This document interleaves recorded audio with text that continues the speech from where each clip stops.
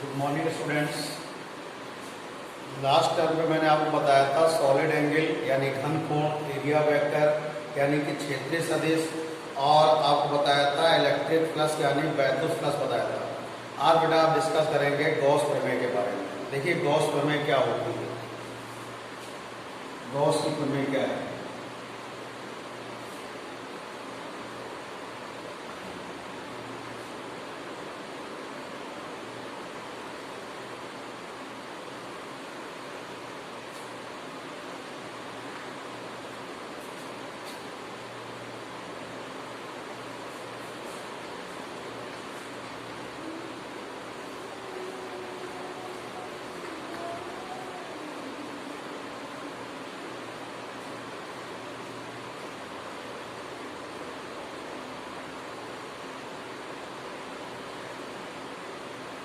देखिए गॉस की प्रमेय होती क्या है बेटा, गॉस की प्रमेय क्या होती है, किसी बंद पृष्ठ, ये एक बंद पृष्ठ है, किसी बंद पृष्ठ से गुजरने वाला वैद्युत फ्लक्स यानी फाई, किसी बंद पृष्ठ से गुजरने वाला वैद्युत फ्लक्स यानी कि फाई, उस पर उपस्थित आवेश का 1/ε0 गुना होता है, 1/ε0 गुना होता है, यानी फाई बराबर Q/ε0। ये बात आपको समझने के लिए बता रहे हैं। किसी बंद पृष्ठ से गुजरने वाला वैद्युत फ्लक्स उस पर उपस्थित आवेश का 1/ε0 गुना होता है, यानी फाई बराबर Q/ε0 होगा। यही गॉस प्रमेय है। वैज्ञानिक गॉस की प्रमेय क्या है बेटा, कि किसी बंद पृष्ठ, ये एक बंद पृष्ठ है, किसी बंद पृष्ठ से गुजरने वाला जो वैद्युत फ्लक्स है फाई, वैद्युत फ्लक्स फाई से निरूपित करते हैं, वैद्युत फ्लक्स उस पर उपस्थित आवेश का 1/ε0 गुना होता है, यानी फाई बराबर Q/ε0। According to Gauss theorem, electric flux passes through a closed surface is 1/ε0 times of the charge at the closed surface. According to Gauss theorem, electric flux passes through a closed surface is 1/ε0 times of the charge at the closed surface, यानी phi equals to Q/ε0। ये Gauss की प्रमेय है। अब इसका derivation कैसे करेंगे, तो मान लीजिएगा एक ये पृष्ठ है, बंद पृष्ठ है, जिसके O बिंदु पर एक Q आवेश स्थित है। इससे R दूरी पर स्थित P बिंदु पर आपको क्या करना है, वैद्युत फ्लक्स ज्ञात करना है जिससे पास हो रहा है। तो इसके लिए हमने इसके पृष्ठ पर एक सूक्ष्म विभव, क्षेत्रफल का एक सूक्ष्म विभव ले लिया, जिसका एरिया वेक्टर यानी क्षेत्रीय सदिश कितना है, dA। ये धन आवेश है, इसके कारण तीव्रता क्या है, बाहर की ओर है। तो यहां पर क्या करेंगे, ध्यान दीजिएगा,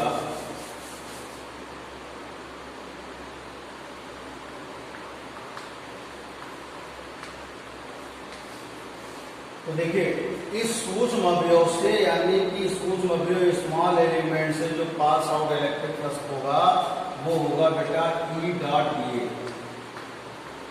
ये इस सूक्ष्म अवयव से जो आप देख रहे हैं, इससे पास होने वाला इलेक्ट्रिक फ्लक्स यानी वैद्युत फ्लक्स कितना होगा, E.dA। We consider a charge Q placed at point O at an enclosed surface. We define the electric flux R distance from charge Q at point P. We consider a small element of area. Then इस small element के due to जो electric flux pass होगा वो कितना होगा, E.dA होगा। अब बेटा हमें टोटल सरफेस से चाहिए, नीचे से चाहिए, टोटल सरफेस से चाहिए, तो यहाँ पे हम इंटीग्रेशन कर लेंगे।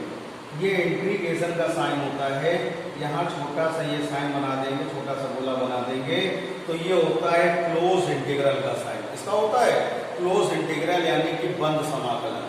इसका मतलब ये जो है इंटीग्रेशन का क्लोज इंटीग्रेशन साइन लगा दिया, तो इस पूरे सरफेस से पास आउट होने वाला इलेक्ट्रिक फ्लक्स क्या करेंगे, आप फाइंड आउट कर देंगे। तो यहाँ पर ये फाई इक्वल्स टू होगा।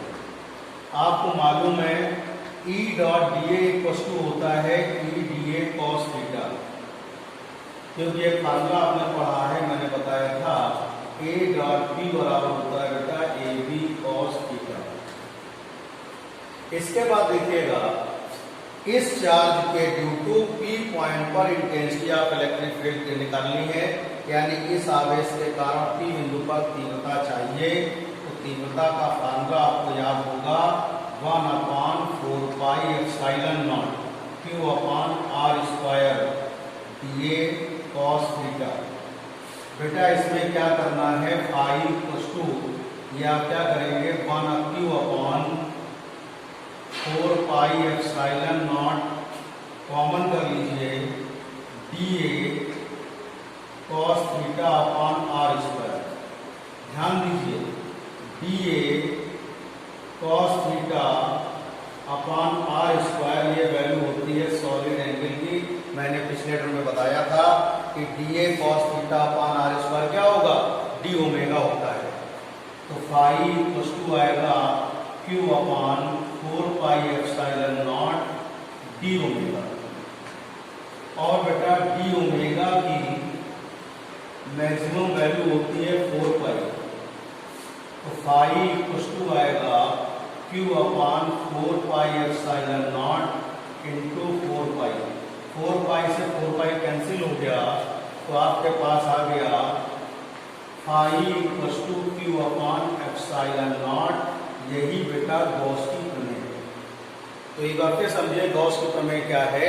वैज्ञानिक गॉस की प्रमेय के अनुसार किसी बंद पृष्ठ से गुजरने वाला वैद्युत फ्लक्स उस पर उपस्थित आवेश का 1/एप्सिलॉन नॉट गुना होता है, यानी फाई बराबर Q अपॉन क्या होगा, एप्सिलॉन नॉट। और गॉस की प्रमेय भी एक स्केलर क्वांटिटी है, यानी कि अदिश राशि होती है, इस बात का ध्यान रखिएगा।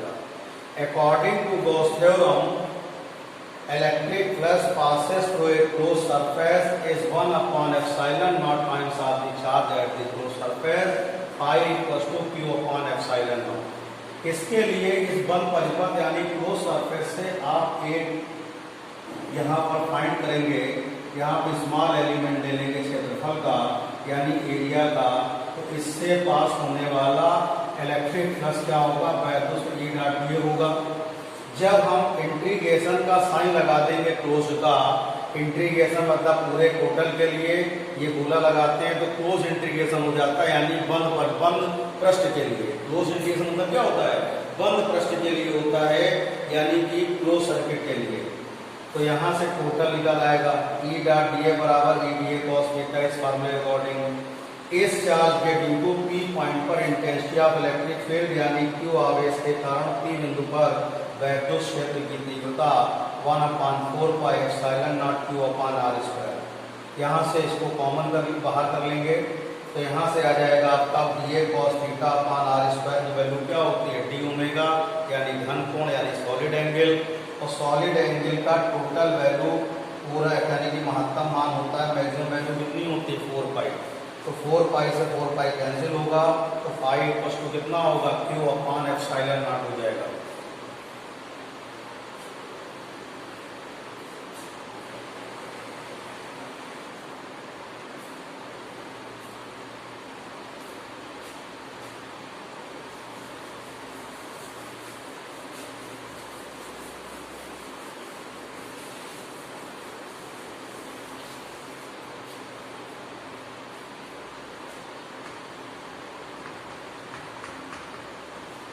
देखिए बेटा, गॉस की थ्योरम से जो इलेक्ट्रिक फ्लक्स फाइंड आउट करते हैं वो शेप और साइज पर निर्भर नहीं करता है। वो उस पृष्ठ का यानी कि उस सरफेस का आकार कैसा है, किस आकार का है, किस साइज का है, इस बात पर निर्भर नहीं करता है। वो केवल चार्ज पर डिपेंड करता है, यानी क्लोज सरफेस के इनसाइड जो चार्ज होता है उस पर डिपेंड करता है, यानी जो उसके अंदर चार्ज रखा हुआ है उस क्लोज सरफेस यानी बंद पृष्ठ के अंदर, इस बात पर निर्भर करता है। चार्ज कहाँ रखा है इस बात पर निर्भर नहीं करता है। जैसे मान लीजिएगा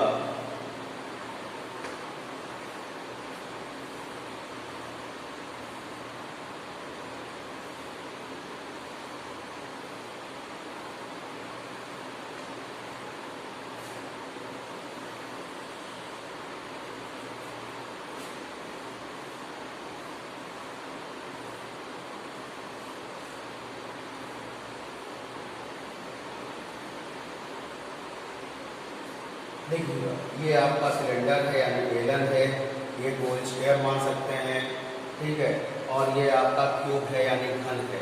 तो इसमें चार क्लोज सरफेस के अंदर है, इस बात पर निर्भर करता है, इस बात पर निर्भर करता है कि उसका साइज क्या है, उसका साइज क्या है, इस बात पर निर्भर नहीं करता। इन सभी के लिए एक ही फार्मूला होगा, Q I equal to Q upon क्या होगा, एप्सिलॉन नॉट। यानी कि शेप और साइज पर इलेक्ट्रिक फ्लक्स निर्भर नहीं करता है, डिपेंड नहीं करता है, ये केवल नेट चार्ज पर डिपेंड करता है। बात समझ आ गई? यानी कुल आवेश पर निर्भर करता है। बात समझ आ गई कि नहीं?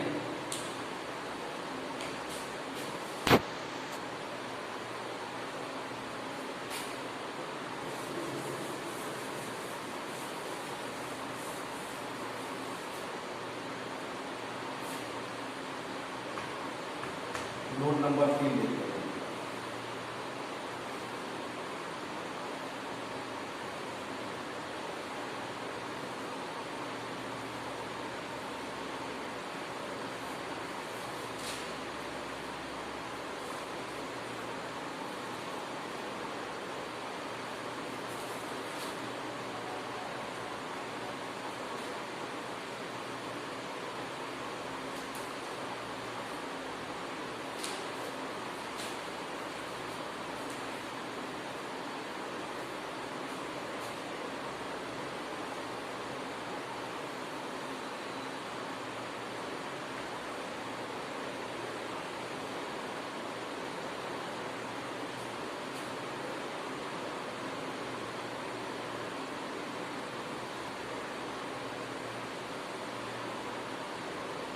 देखिए, ये आपका एक सिलेंडर है, इस यानी बेलन है, बेलन के केंद्र पर ये रखा हुआ है आवेश। तो यहाँ पर चार्ज इसके सेंटर पर है, तो इलेक्ट्रिक प्लस फाई बराबर कितना होगा, क्यू अपॉन एप्सिलॉन। लेकिन जब इसी का हम हाफ कर देंगे, सिलेंडर क्या कर दें, आधा भाग ले, क्या लें, हाफ पार्ट लेंगे, तो ये उसके सेंटर पे नहीं होगा, ये उसके सेंटर पर नहीं होगा। तो उसमें हाफ पार्ट के लिए क्या होगा, देखिए इसमें एक बात ध्यान रखना है, आवेश की पोजीशन नहीं बदलनी चाहिए। आवेश सेंटर पे ही था, तो सेंटर से हमने क्या कर दिया, हाफ कर दिया। आवेश केंद्र पर था, केंद्र पे रहेगा, तो इसका इलेक्ट्रिक फ्लक्स क्या हो जाएगा, हाफ हो जाएगा। ऐसे ही इसमें देखिए सेंटर पर है, इसका मैंने हाफ कर दिया, तो यहाँ पे इलेक्ट्रिक फ्लक्स होगा क्यू अपॉन एप्सिलॉन नॉट। तो यहाँ इलेक्ट्रिक फ्लक्स क्या हो जाएगा, क्यू अपॉन 2 एप्सिलॉन नॉट होगा। अगर किसी भी शेप में आप क्या कहते हैं, चार्ज सेंटर पर है, कहाँ पर है, चार्ज सेंटर पर है, यानी आवेश केंद्र पर है, तो उस पूरे पार्ट से सिलेंडर जैसे दिया हुआ है, इसके सेंटर पर चार्ज रखा है, तो यहाँ से इलेक्ट्रिक फ्लक्स ये होगा। और इसी सिलेंडर का हाफ कर देंगे, लेकिन आपका चार्ज की पोजीशन ना बदले, आवेश की अवस्था नहीं बदलेगी, तो इसका इलेक्ट्रिक फ्लक्स कितना होगा, हाफ हो जाएगा। बिल्कुल यही आपका स्क्वायर में होगा, और इसके स्क्वायर का हाफ करेंगे तो ये आ जाएगा। इस बात का ध्यान रखोगे।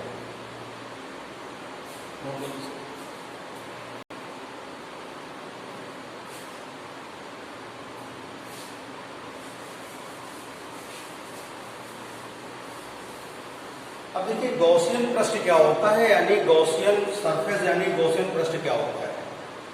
हमें इसी को क्या कहते हैं, किसी भी चार्ज के ड्यू टू अगर इलेक्ट्रिक फील्ड फाइंड करनी है, तो इलेक्ट्रिक फील्ड फाइंड करें, वैद्युत क्षेत्र ज्ञात करने के लिए उस आवेश के चारों ओर हम क्या करते हैं, एक पृष्ठ की क्या करते हैं, क्लोज सरफेस की परिकल्पना कर लेते हैं। तो उसे क्या कहते हैं, उसके चारों ओर एक हम अदृश्य गॉसियन पृष्ठ खींच लेते हैं, जिसको हम गॉसियन पृष्ठ कहते हैं। मान लीजिए कोई चार्ज है, उसके ड्यू टू उसके कारण हमें क्या करना है, उसके कारण वैद्युत क्षेत्र तीव्रता ज्ञात करनी है।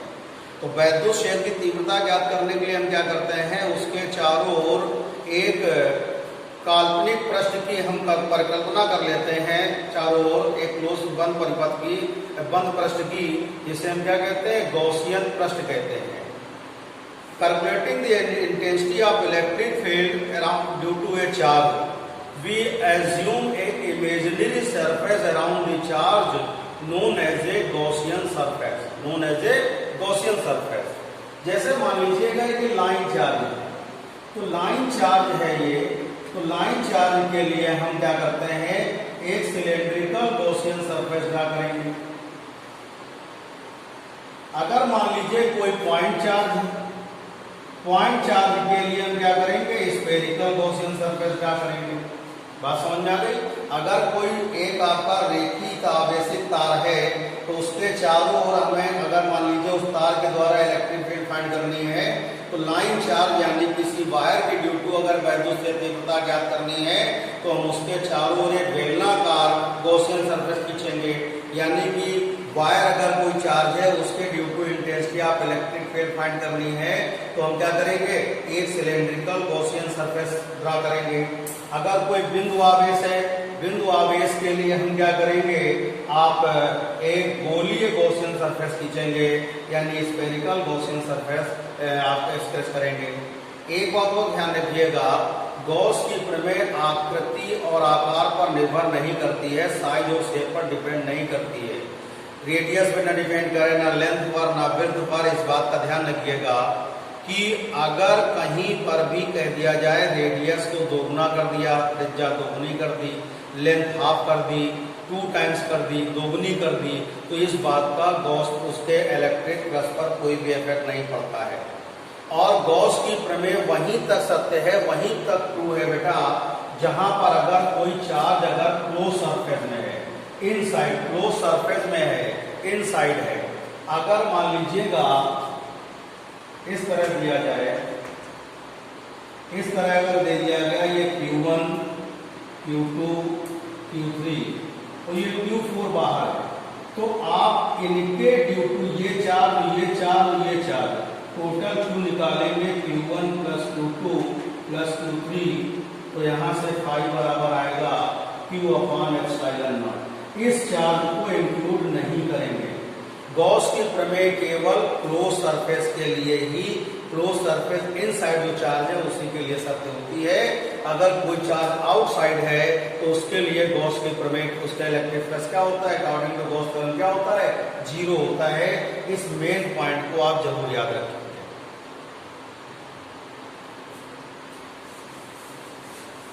अब देखिए न्यूमेरिकल बताते हैं, गॉस थ्योरम पे आधारित है। मान लीजिएगा 17.7 पिको कूलाम का आवेश एक घन के केंद्र पर स्थित है। Charge 17.7 pico coulomb charge place at the centre of the cube of side 10 centimetre. Find the electric flux, find out electric flux each face of the cube. यानी कि 17.7 पिको कूलाम का चार्ज एक घन के केंद्र पर रखा है। घन के प्रत्येक पृष्ठ से गुजरने वाला आपको वैद्युत फ्लक्स क्या करना है, ज्ञात करना है। तो ध्यान दीजिए, पहले तो हम घन बनाएंगे। घन बनाना बहुत ही आसान होता है, बचपन से बनाते आ रहे हो आप लोग।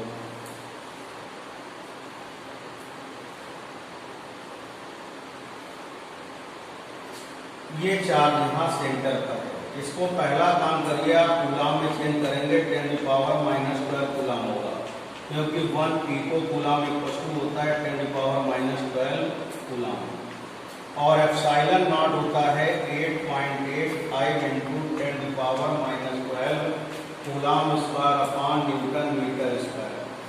अब देखिए ये केंद्र पर है, सेंटर पर रखा हुआ है, तो इससे पूरे क्यूब से जो इलेक्ट्रिक फ्लक्स यानी वैद्युत फ्लक्स पास आउट होगा Q अपॉन एप्सिलॉन नॉट।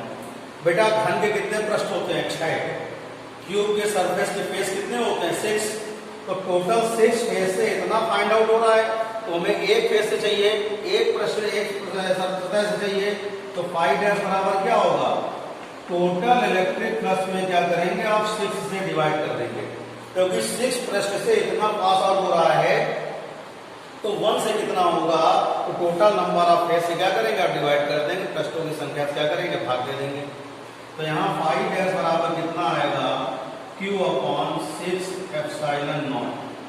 तो देखिएगा फाई डैश इक्वल होगा 17.7 इंटू 10⁻12 अपॉन 6 इंटू 8.85 इंटू 10⁻12।